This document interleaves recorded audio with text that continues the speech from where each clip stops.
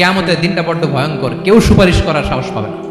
আরে আমার অবস্থা কি আমি জানি না, আমি আবার কারোর জন্য সুপারিশ করবো? কথা বুঝেন নাই?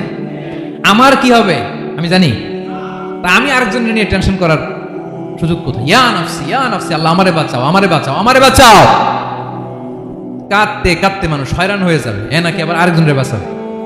বিশ্বনবী বলেন, বিশ্বনবী একবার ছাগলের রান খাচ্ছিলেন, রান খেতে খেতে বিশ্বনবী বলেন, আনা সাইয়্যিদুন নাসি ইয়াউমাল কিয়ামা, আমি কিয়ামতের দিন সর্বশ্রেষ্ঠ হব, মানুষের মধ্যে সর্বশ্রেষ্ঠ সেরা আমি বিশ্বনবী। আলহামদুলিল্লাহ পড়েন।